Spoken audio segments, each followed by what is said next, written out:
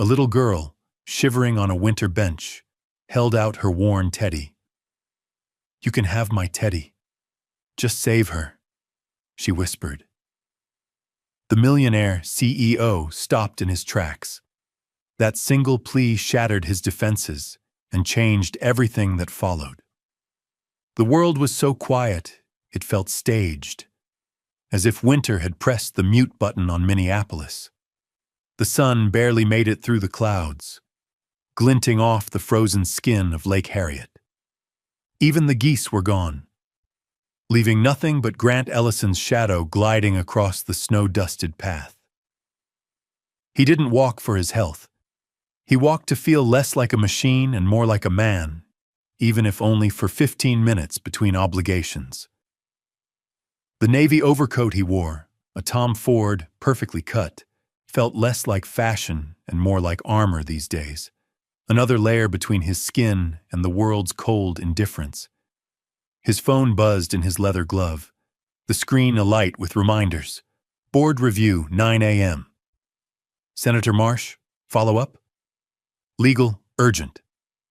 The last message from his CFO simply read, "Everything on schedule, Grant?"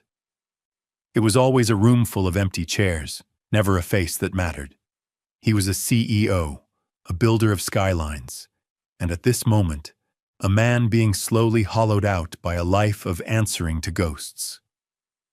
He paused at a bend in the path, the kind of stop that looked accidental but was really just exhaustion. There, up ahead, he saw something that didn't belong, what looked like a bundle of laundry or perhaps a backpack, tossed carelessly on a park bench. Grant frowned, almost stepped past it. Then the bundle moved. It was a little girl, her knees pulled up to her chest, her arms tight around a battered, threadbare teddy bear. She couldn't have been older than 7. Her dark brown hair stuck to her face, wet with snow or tears, or both. On her lap, a faded pink blanket cocooned something small and silent. Grant felt something shift inside him, a flicker of irritation, maybe pity, certainly not surprise. Minneapolis was a city of contrasts, but even here you didn't expect to see children abandoned in the cold. He took a step closer. The girl's eyes met his. Hazel shot through with flecks of green. There was something ancient in her gaze, something too tired for her age.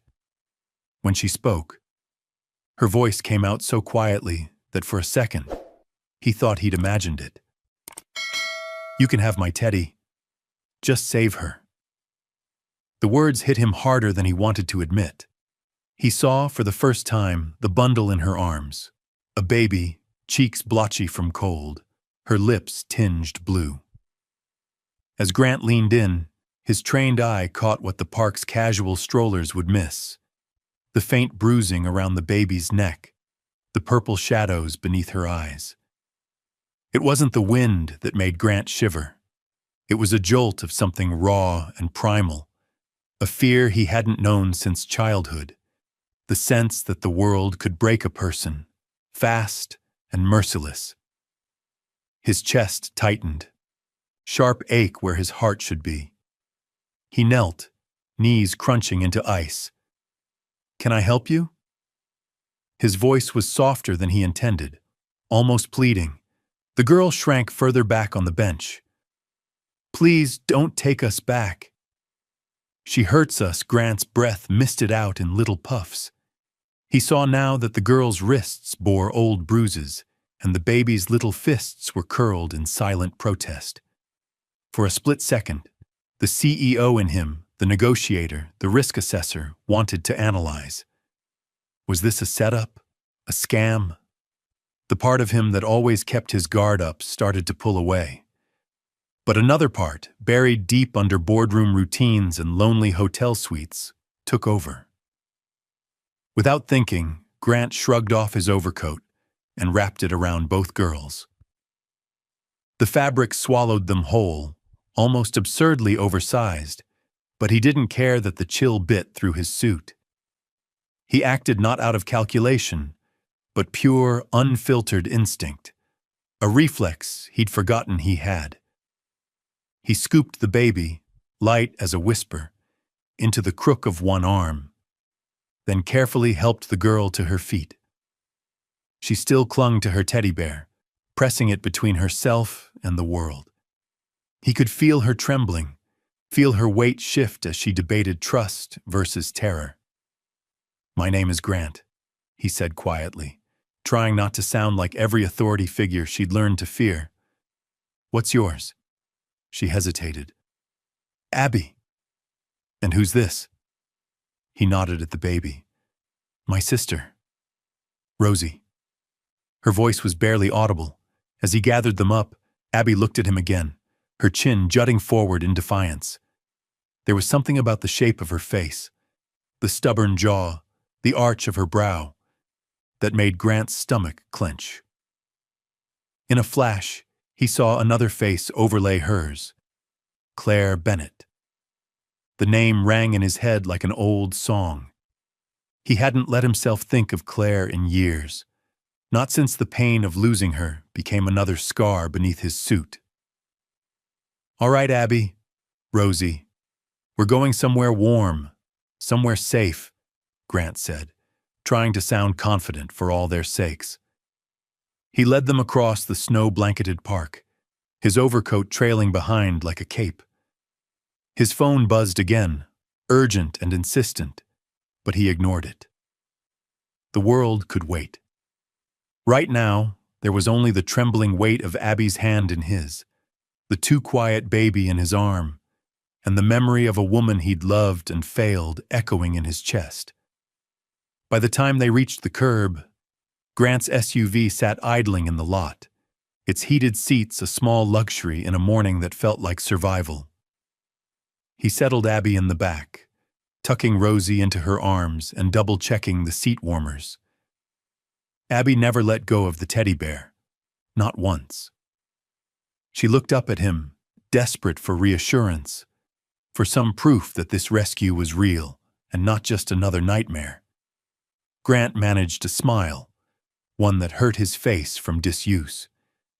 But even as he pulled out onto the frozen street, Grant knew the truth. The rescue was just beginning. Inside him, the hollow place was filling, not with warmth, but with responsibility, fear, and something perilously close to hope. The pale sun rose a little higher, and as Grant drove toward the city, three shadows, man, girl, and baby, merged into one, heading toward a future none of them could have predicted. The city was just waking as Grant pulled his SUV into the cracked lot behind Red Owl Diner, its windows still fogged from the night before. The place was barely half full, early workers hunched over coffee, an old man feeding nickels into the jukebox, a mother spooning oatmeal into a toddler's mouth. For a moment, Grant wondered if he was making a mistake. He wasn't a family man, not really, not anymore. But then Abby's head drooped against the window, her lashes thick with dried tears, and the baby whimpered in her lap. Instinct carried him through the front doors. The hostess, an older woman with kind eyes, took one look at the two girls bundled in his coat and didn't ask questions. "Corner booth sugar." "You need quiet." I think Grant slid into the vinyl bench across from Abby and gently set Rosie on the seat beside her. The heat from the kitchen bled into his bones, thawing what the park had frozen inside him. He ordered cocoa for Abby, warm milk for Rosie, and black coffee for himself, his hands trembling only slightly as he peeled off his gloves. For a long moment, no one spoke. Grant watched Abby cup the cocoa with both hands, her fingers pale and small, her shoulders still hitched with silent tension. Rosie's eyes blinked slowly as she sucked at the bottle the hostess provided, cheeks flushing with new warmth. His phone vibrated on the table. Emails, text after text, all urgent. Board meeting at 9. "Denise, The $60 million site review is today, should I confirm? Another. Investor call moved to noon. Please advise. Grant's thumb hovered over the reply button. Every fiber of his CEO brain screaming at him to say yes, to return to the life where every minute was booked and every outcome calculated. But then he glanced at Abby, chocolate mustache on her upper lip, watching him carefully. He saw the terror behind her eyes softening, just barely, in the diner's warmth. He set the phone face down and slid it to the far side of the table, the world outside shrinking into irrelevance. Abby shifted, fumbling in the pocket of the oversized coat. She withdrew a small, tarnished locket on a frayed chain and pushed it toward Grant. "Mommy said I should always keep this," she murmured, not quite meeting his eyes. Grant flipped the locket open with clumsy fingers. Inside, 2 tiny photographs, one of Claire, beaming in the sun, and the other of himself, younger and happier, in a faded University of Minnesota hoodie. For a moment, the air in the diner seemed thinner, memories crowding his chest. Abby watched him, cautious, as if waiting for judgment. "My mom said you built tall things but forgot how to stay," Abby said, her voice so honest and unfiltered it stung. "She used to tell stories about you sometimes." Only when she was sad, Grant swallowed, guilt and regret tangling somewhere between his heart and his stomach. "Your mom was... she was special," he managed, his voice a little hoarse. "I wish things had been different." "Me too," Abby said simply, tucking the locket back under her shirt. Rosie began to fuss, her tiny face screwing up in a silent cry. Without hesitation, Abby reached for her, cradling the baby close and rocking her gently. Then she started to hum, a melody of nonsense syllables and soft notes, a lullaby born of memory and need. Grant froze. He knew that song. Claire had made it up, humming it on lazy Sunday mornings, improvising verses to make him laugh. The tune had always been a joke between them, but here in this booth, it carried the weight of everything lost. Before he realized it, Grant's own voice joined Abby's, filling in the harmony just as he'd done years ago. Their notes blended, awkward at first, then growing confident, as if old wounds could be mended through sound alone. Abby's wary eyes searched his face as they sang together. He expected her to pull away. Instead, she exhaled, a long, shuddering breath, and let her head rest lightly against his sleeve. For a moment, she even hooked her pinky around his, the way children do when promising something unspoken. Rosie's cries quieted, and she drifted back to sleep. Abby leaned into Grant's side, almost imperceptibly, but the gesture was so full of hope and exhaustion that it made him ache. The check arrived, and Grant paid without counting. He scooped Rosie into his arms, nodding his thanks to the hostess, and shepherded Abby out into the thin morning light. As the door swung closed behind them, his phone vibrated again, but he didn't look. He loaded the girls into the SUV with gentle care, tucking the locket safely into Abby's coat pocket. He paused before starting the engine, feeling the pull between two worlds, the old life where duty was measured in contracts and signatures, and this new, uncertain territory where everything was raw, uncertain, and painfully real. He stared at the hospital address on his GPS for a long moment. Every voice in his head told him to let professionals handle it, to call CPS, file a report, walk away. "It's not your problem, Ellison. You did enough. You're not equipped for this." But then he glanced in the rearview mirror. Abby, cheeks pink from cocoa, clung to the old teddy bear, her eyes searching his for confirmation that she wasn't alone. Rosie slept with her face pressed into Abby's side, a tiny hand curled around her sister's sleeve. Grant gripped the steering wheel, felt the texture of the leather beneath his palm, and made his choice. "We're going to Children's Minnesota," he said aloud, his voice steady and warm. "I'll be there the whole time." "I'm not leaving." Abby's eyes flickered with something that might have been relief or hope. As the SUV rolled through the pale light of morning, the city slowly brightened around them, and the road ahead opened into a future Grant had never allowed himself to imagine. The sliding doors of Children's Minnesota ER parted with a hiss, releasing a rush of antiseptic warmth that fogged Grant's glasses and set Rosie fussing in his arms. Inside, the place pulsed with early morning chaos, nurses hustling, parents pacing, the steady ping of monitors cutting through the air. Grant hesitated, suddenly aware of how out of place he looked in his tailored slacks and dress shoes, a baby bundled in one arm and a little girl in his oversized coat holding his hand. He squared his shoulders and approached the triage desk. The nurse, a young woman with tired eyes and a holiday pin still clinging to her scrubs, froze mid-sentence as she spotted Rosie's purpled neck and Abby's anxious grip on Grant's coat.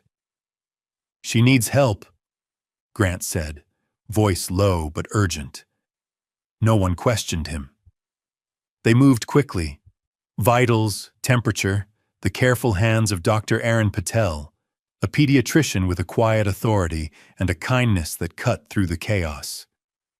"She's cold, but she's stable.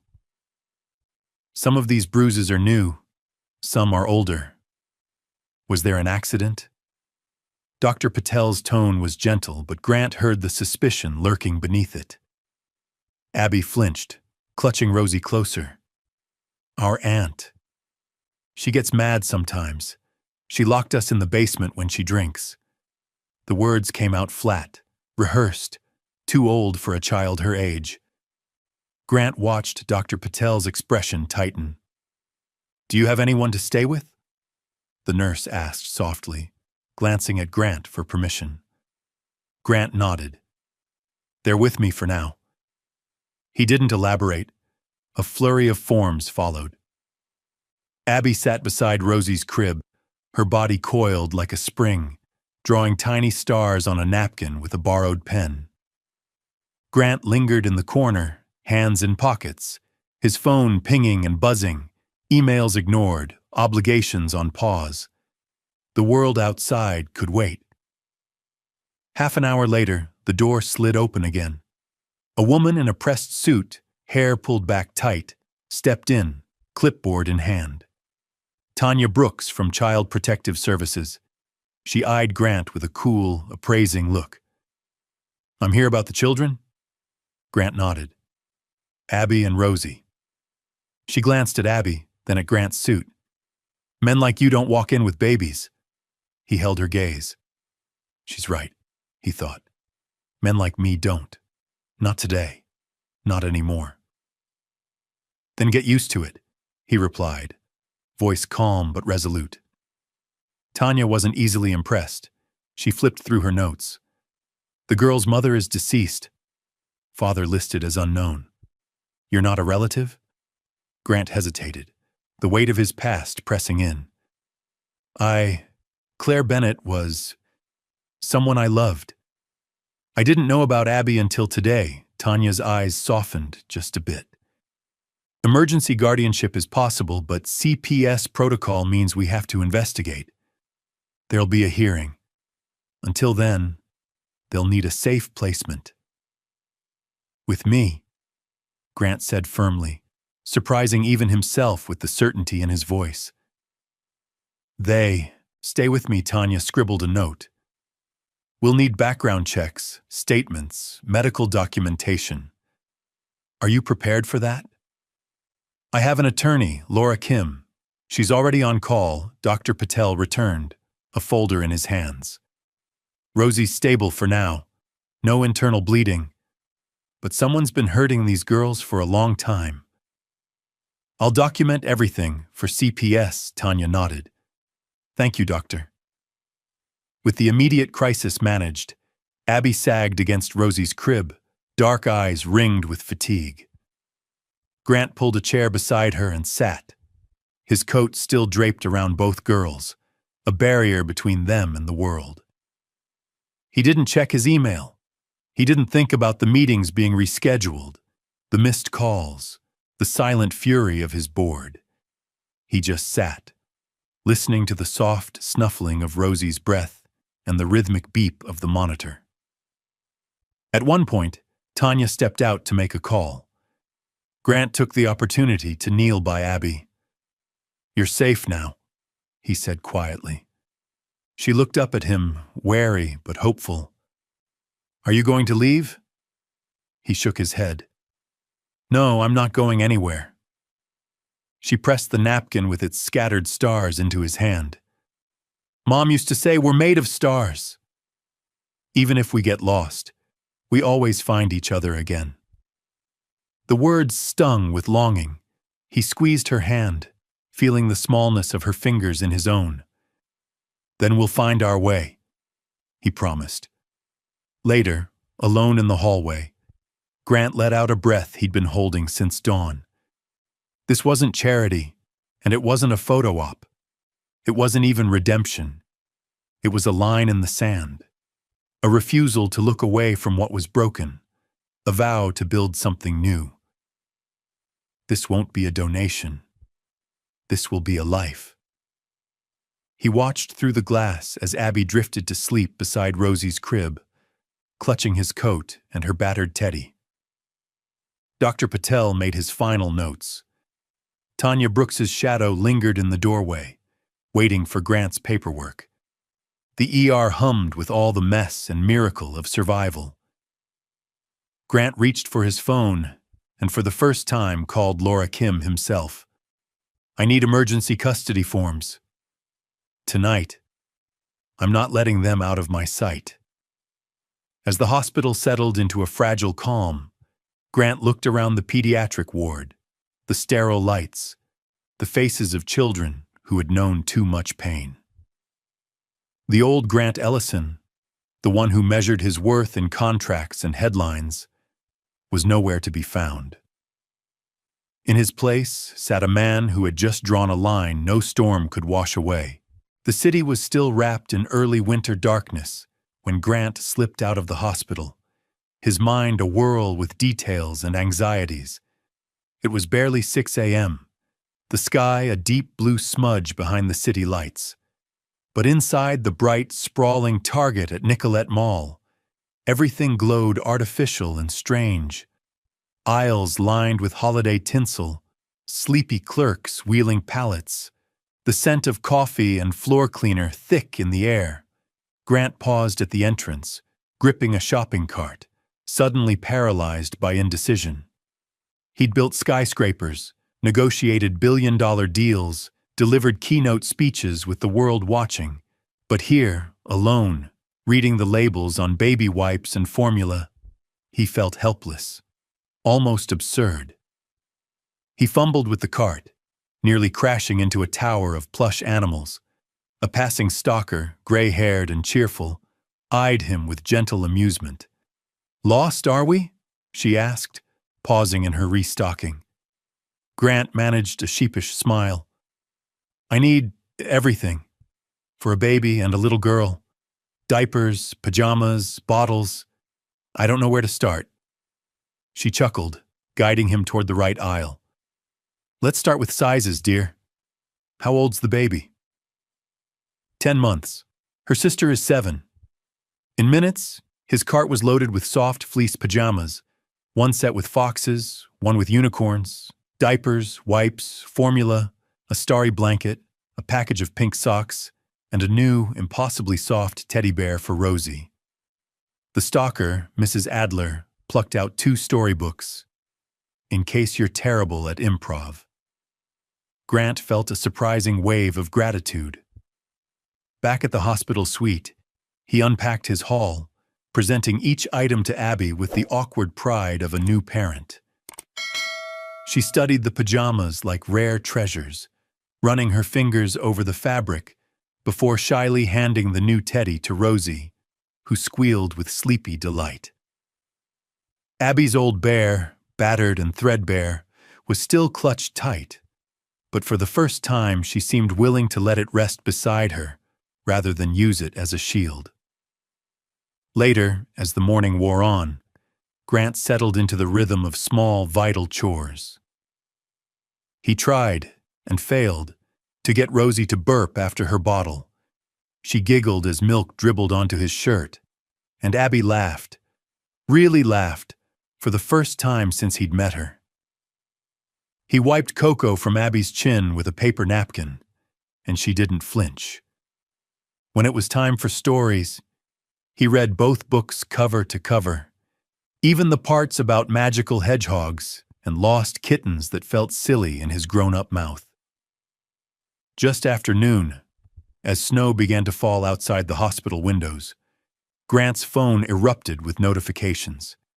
Denise, his assistant, was frantic. "The site review is at 1 o'clock. The developer is threatening to walk. Should I push to tomorrow?" The CFO chimed in, all caps. "Are you sure about this, Grant?" The messages bled urgency, the way the world always did when money was at stake. Grant watched Abby color at the small play table, tongue poking from the corner of her mouth, and Rosie chewing contentedly on her new bear. In that moment, the choice was impossibly clear. He called Denise. "Move the meeting," he said, voice level.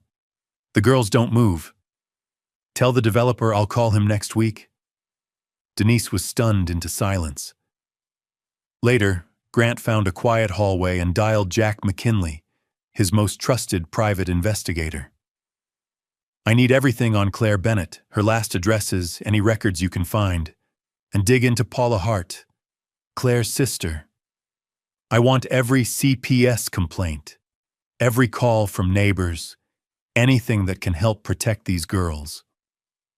Jack didn't ask why. He only said, "On it." A hospital courier collected buccal swabs for a rapid kinship screen. Preliminary results due tonight. The full lab report would follow. That afternoon, as the hospital released Rosie with a clean bill of health, and Abby skipped ahead to press the elevator button, Grant felt something quietly shift. The girl's emergency placement would be with him, at least until the hearing. By evening, Laura secured an ex parte order allowing the girls to reside at Grant's lakeside property pending the hearing. Laura Kim, his attorney, assured him the paperwork was airtight. Still, as they left the building and loaded into his SUV, Grant's hands shook on the steering wheel. They checked into a hotel suite overlooking Loring Park, a place full of sharp modern lines and glass. But within an hour, the girls had transformed it. The starry blanket hung over the back of the sofa, storybooks stacked on the nightstand, Abby's crayon drawings taped to the window. Rosie crawled across the king bed with delighted squeals. For the first time in years, the air around Grant felt less like pressure and more like possibility. After microwaved mac and cheese, a big hit, Abby climbed onto the armchair beside Grant and looked at him with solemn eyes. "Did you love my mom?" she asked, the question abrupt, childlike and immense. Grant nodded, the words thick. "I did. In college, I loved her very much. I didn't know she had you." "I'm sorry, Abby. I would have been there if I'd known she digested this," chewing her thumbnail. "Mom said families are harder to build than towers." He smiled, a real smile. "She was right. Will you love Rosie too? Even if she's not your real daughter?" Grant leaned forward, taking her small hand in his. "She's your sister. That makes her ours. I'll love her." Always Abby seemed to weigh this, then nodded and slid her hand into his. Her trust felt like a fragile, priceless thing, one he had to earn, over and over. As the city's lights blinked on below their window, Grant watched the girls fall asleep tangled together in the starry blanket, the new teddy wedged between them. He texted Denise once more.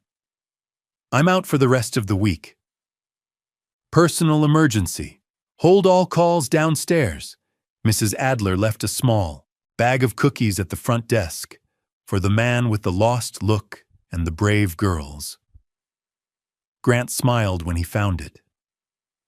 Mrs. Adler, a recently retired pediatric nurse picking up holiday shifts, passed a routine background check Ramon ran and agreed to help as a temporary sitter.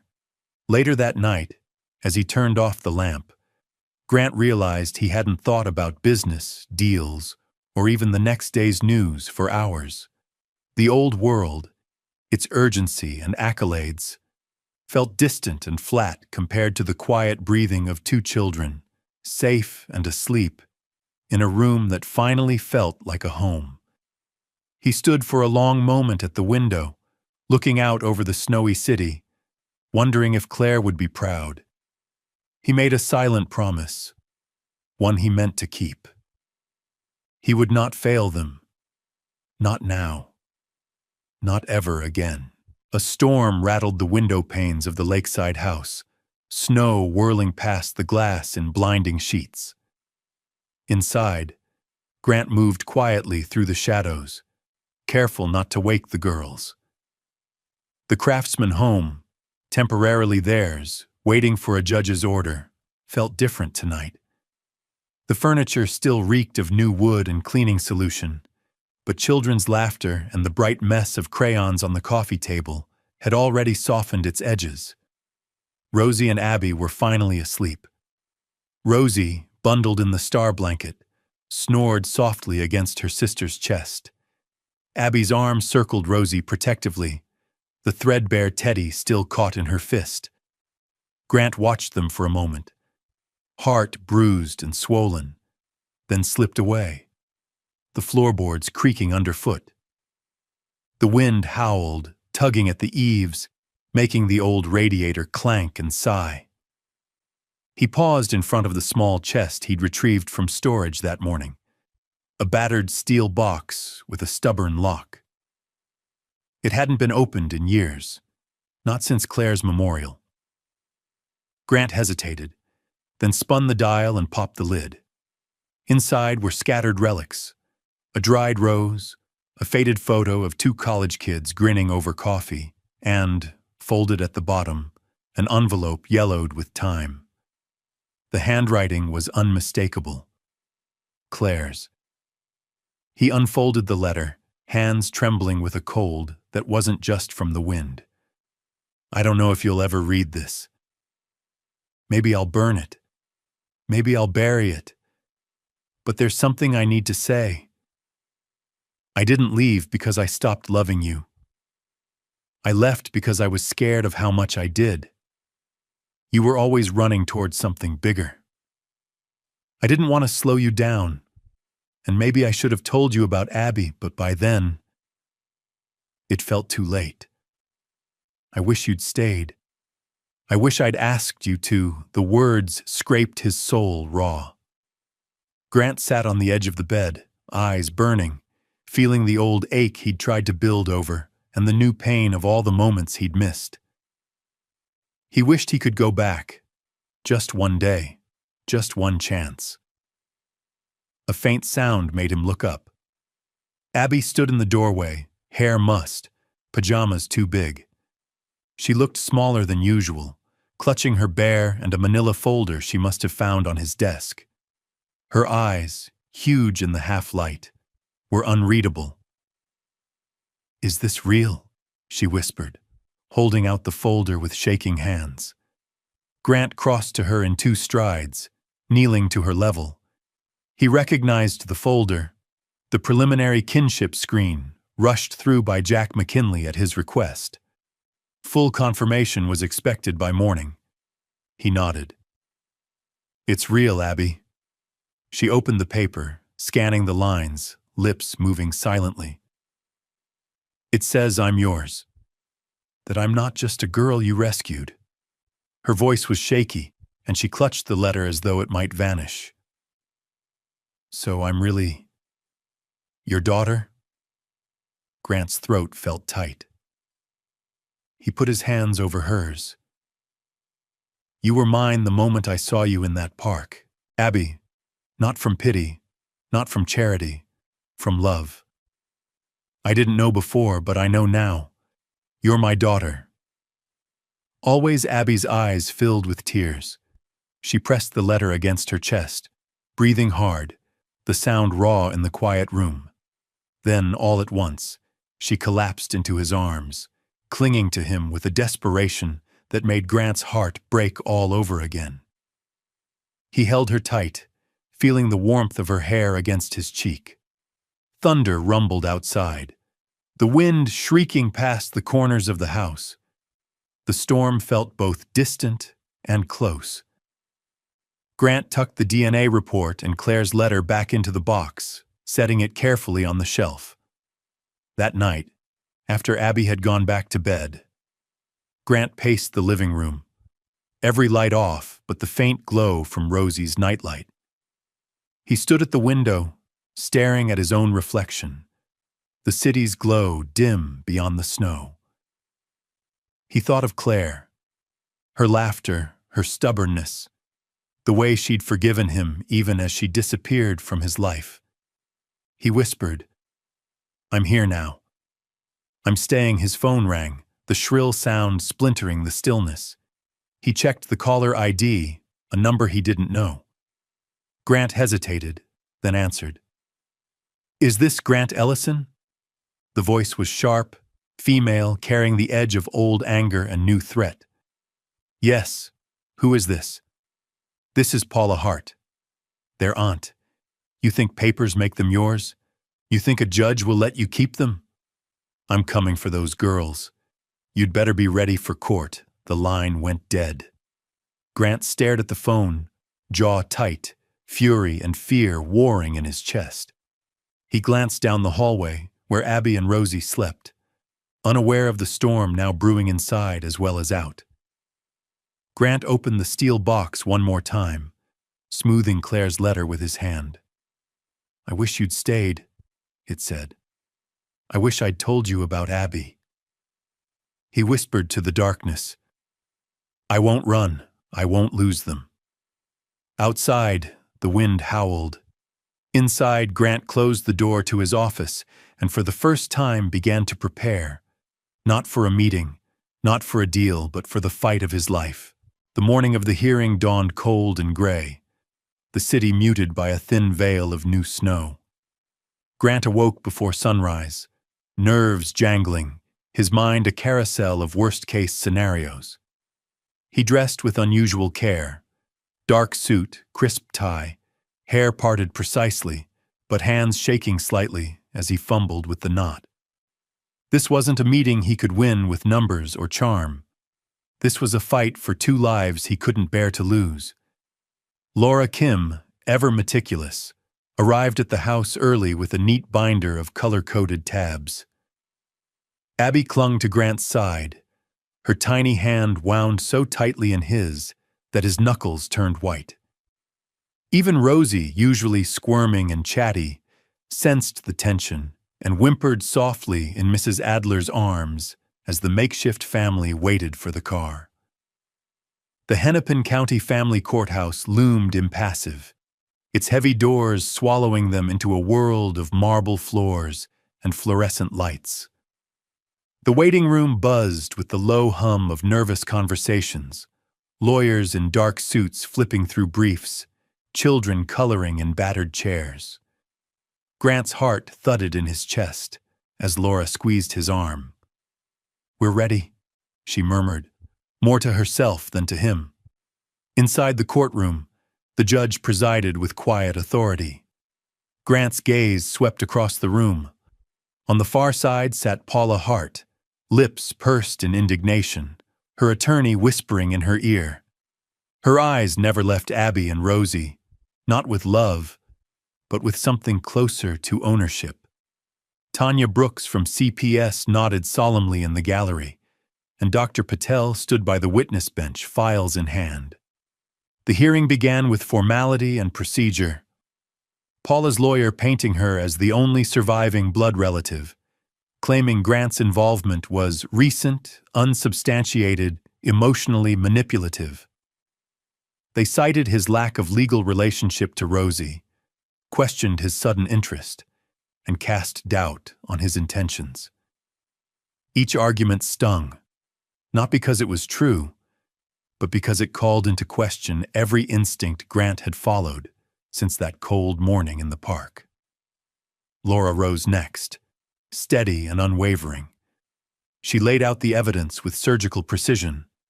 Dr. Patel's clinical photos and testimony documenting repeated bruises and neglect. Tanya's CPS notes. The PI's dossier with photos of the locked basement, neighbor statements, Paula's prior complaints for reckless endangerment. This is not about blood, Laura concluded. This is about safety, stability, and love.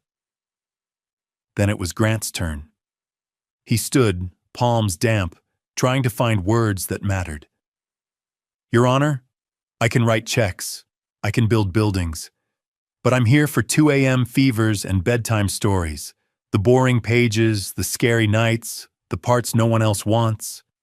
I wasn't there when Abby was born. I didn't know. But I'm here now, and I will not leave. I'm here to stay, Paula's lawyer. Rolled his eyes, but the room was silent as the judge made notes. Then, to Grant's shock, the court liaison entered, escorting Abby to the witness stand. She looked so small behind the wooden rail, her shoes barely touching the rung. Laura shot Grant an encouraging look. Abby, the judge said gently, do you want to tell us anything? Abby's voice was quiet but clear. Ms. Paula yells. She makes Rosie cry every day. She locked us in the basement. She said I was too loud, too weird. But Mr. Grant, he reads the boring parts. He doesn't yell. He lets me breathe. He makes pancakes and doesn't get mad when I mess up. I want to stay with him. A hush fell over the courtroom. Grant's eyes burned with unshed tears, and he looked down, fingers laced tight in his lap, trying to steady himself. Even Laura blinked hard, her professional veneer slipping for just a second. Paula's lawyer shot to his feet. She's manipulating her. He's bought her affection. The judge's gavel came down, sharp and final. Enough. Silence returned. Grant's heart hammered as the judge read through the thick file one last time. After what felt like forever, she looked up, eyes kind but tired. Laura submitted the finalized DNA report into evidence. In light of the evidence, and in the best interest of the children, I grant full guardianship of Abby and Rosie to Mr. Grant Ellison. Miss Paula Hart will be referred to the county for further investigation. The gavel struck the bench again. One sound, echoing relief, gratitude, and finality. Afterwards, in the icy hush outside the courthouse, Grant knelt in the snow as Abby and Rosie rushed into his arms. Abby's cheeks were red from the cold, or maybe from crying, but her eyes were shining. Are you really ours now? She asked, her voice trembling, almost afraid to believe it. Grant cupped her face in his hands, fighting back his own tears. I was always yours, Abby. I just had to find the way back. She threw her arms around his neck, and Rosie squealed, caught between them. Laura and Mrs. Adler smiled from a respectful distance. Even Tanya Brooks nodded, eyes softening, a rare smile breaking her usual reserve. That evening, back at the house, Grant watched as Abby hung her latest drawing. A house under a blue sky, 3 figures holding hands, a big yellow sun, on the fridge. The kitchen was filled with the smell of cocoa and grilled cheese. For the first time since he could remember, Grant felt not just responsible, but rooted, like he finally belonged to something bigger than himself. He tucked Abby and Rosie into bed, reading every page of Goodnight Moon until Abby's eyes drifted shut. He lingered in the doorway, watching the girls breathe in the glow of the nightlight, the threadbare teddy propped between them. The fight was over. But the real work, of loving, of staying, was just beginning. The days after the courtroom victory blurred into a gentle, unfamiliar rhythm, softer than any Grant had ever known. Winter clung to Minneapolis, but inside the lakeside house, warmth spread from more than just the radiators. It came from crayon drawings taped across the fridge. From the star blanket Abby insisted on draping over the living room couch. From Rosie's infectious laughter as she learned to clap her hands to music. It came from life's smallest moments, the kind Grant once overlooked. Grant rebuilt his world to fit his new family. The dining table grew crowded with sticky cups, baby spoons, and coloring books. A tiny high chair, chosen with Abby's careful input, sat snugly at the oak table. Rosie's giggles rang from her favorite spot, perched in the kitchen doorway, watching her sister play chef. Grant found himself adjusting, learning to multitask not between conference calls, but between feeding Rosie, checking on Abby's art projects, and perfecting his pancake flip on Saturday mornings. His office life, once the epicenter of every decision, was transformed. He filed for a formal leave of absence, elevating his CFO, Janice, to interim control. The glass-walled corner lounge became a miniature playroom. Blocks, nap mats, even a plastic tunnel Abby insisted was for thinking. The house's grand foyer, once a showcase for art and accolades, now welcomed guests with the sight of a shoe pile, Grant's boots, Abby's snow boots, Rosie's tiny slippers, and sometimes Mrs. Adler's sensible loafers. Therapy became a part of their routine, not an event. Every Tuesday afternoon, Dr. Simone Park arrived, her smile calm and her eyes kind. She gently guided Abby and Grant through the unfamiliar terrain of healing. Abby learned she wasn't too much. Her worries had names, her nightmares had explanations, and her tears weren't shameful. Grant listened, learned about grounding, and memorized the steps of their bedtime 3 deep breaths ritual. Dr. Park even taught him that sometimes the best comfort was simply being present, a steady anchor in the storm. Their little family was not alone. Mrs. Adler dropped by with banana bread and soft encouragements, always asking Abby for her latest drawing. Eli Torres, Grant's driver, took pride in installing the car seat like it was for my own grandbaby, and always let Abby check the buckles herself. Ramon Vega, the head of security, arrived one afternoon to install a lock on the backyard gate and patiently walked Abby through how to latch it. "Just in case you ever want to feel safe," he said, his voice gentle. By the end of March, Eli had even hung a sturdy wooden swing from the oak tree in the backyard, and Abby's laughter soared through the crisp air as Rosie clapped from her blanket on the grass. Rituals flourished. Pancakes every Saturday, library hour on Tuesdays, walks by the lake on Sundays. Abby decorated the fridge with a new drawing each week, a progression from shaky stick figures to elaborate scenes. Always, always, the 3 of them holding hands beneath a sun that grew bolder with each page. Some changes came quietly. Grant found himself waking before sunrise, not to answer emails, but to listen to the soft sound of Abby's breathing, to the gurgles Rosie made as the sun peeked over the water. Some nights, Abby would wake with a bad dream, and Grant learned to sit at the edge of her bed, humming the old lullaby, feeling her slowly relax into sleep. Rosie grew stronger, crawling with determination, pulling herself up on Grant's pants leg until he scooped her into the air, both of them laughing. The house transformed too. The baby gate at the top of the stairs became a fixture. Abby's shoes lined up neatly beside Grant's, sometimes filled with pebbles or tiny treasures she'd collected on their walks. The living room, once pristine, now overflowed with blocks, storybooks, and the gentle chaos of belonging. But it wasn't just about routines. It was about the work of showing up, of listening and learning to stay. Some days, Grant felt clumsy and lost.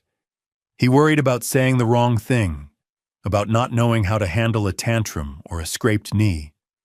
But every day, he reminded himself, being present mattered more than being perfect. Community wove itself around them. On rainy afternoons, Mrs. Adler would read Abby stories while Grant napped on the sofa with Rosie curled on his chest. Ramon taught Abby how to tie her shoes. Eli took them to the city's biggest playground and let Abby ride on his shoulders, pretending to be the world's best bus driver.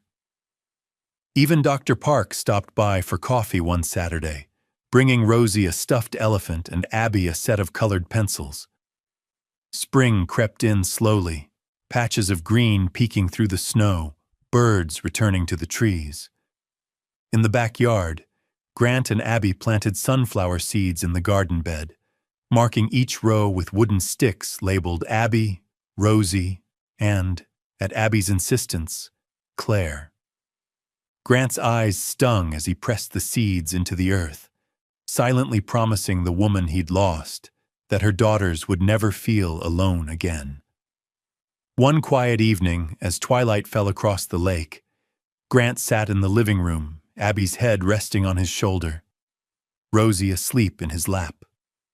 He looked around, the fridge crowded with drawings, the shoe pile by the door, the soft glow of the nightlight in the hallway, and realized he wasn't just living in a house anymore. He was home. Spring sunlight flickered through the new leaves as Grant steered the Range Rover slowly through the winding lanes of Lakewood Cemetery. The city was waking around them, robins tugging worms from the thawing earth, breeze rustling last year's leaves along the curbs. Abby sat in the back seat, a bouquet of sunflowers cradled in her lap and a folded drawing clutched tight in her hand. Rosie babbled quietly, tracing the foggy window with one finger, her hair bright with the promise of a new season. They stopped beneath a sprawling oak. The headstone was simple, smooth granite etched with Claire Bennett. No titles, just her name and the years she'd been here and gone. Grant climbed out, heart heavy with things unsaid, and lifted Rosie to his hip. Abby walked ahead, sunflower stems trembling in her fist. For a long moment, they stood together in the hush, the world holding its breath. Abby set the bouquet at the base of the stone, then carefully tucked her drawing between the petals. A bright, crayon-sketched sun beaming over three figures holding hands beneath an arch of yellow flowers. Rosie toddled forward, patting the granite with a tiny palm, murmuring a sound that might have been Mama. Grant knelt, letting his hand rest on the cool stone, the ache in his chest as sharp as ever. "Claire," he whispered, voice rough. "I'm sorry I didn't know. I'm here now. I'll stay. I promise." Abby's voice joined his, thin and brave. "We planted your sunflowers by the oak, Mommy. They'll face the light, just like you said."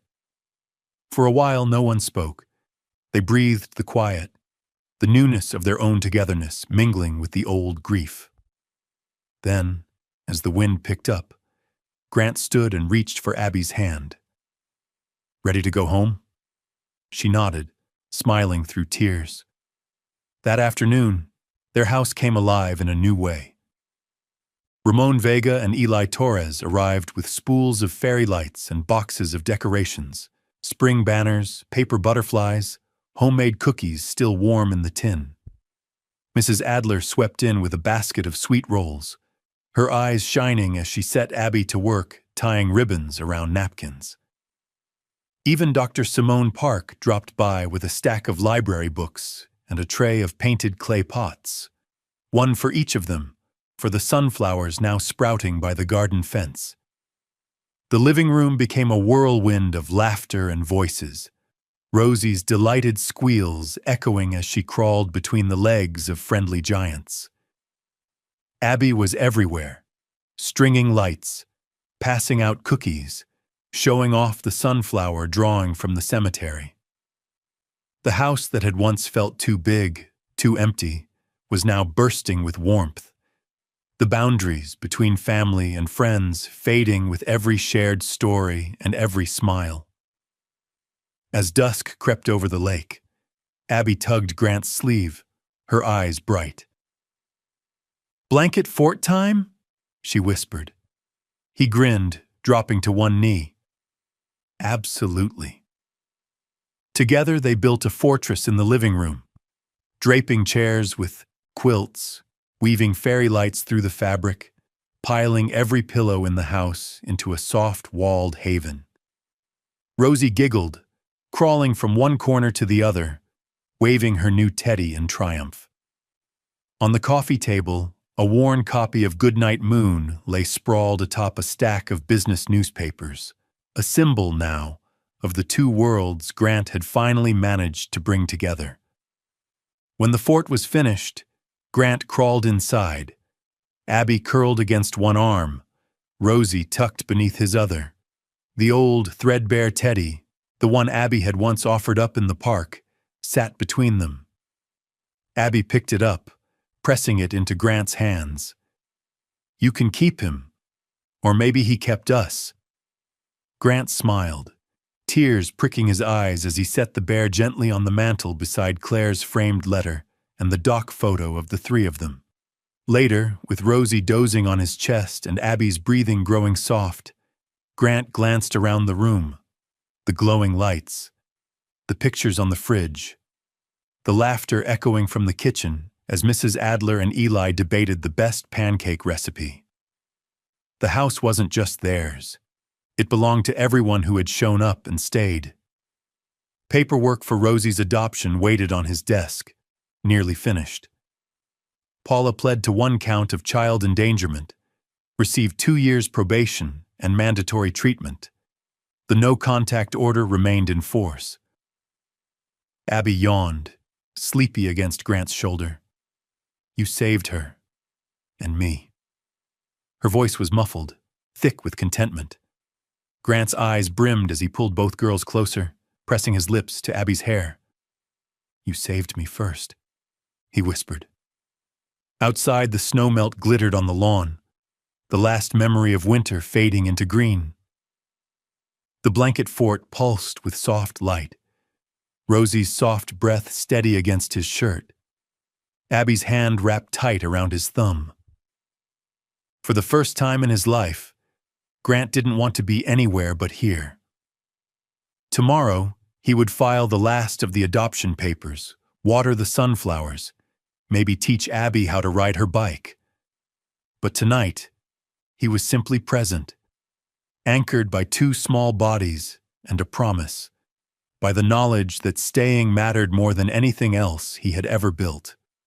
As the night deepened and laughter drifted from the kitchen, Grant closed his eyes, breathing in the peace of belonging, the hush of a home that was finally, undeniably, complete.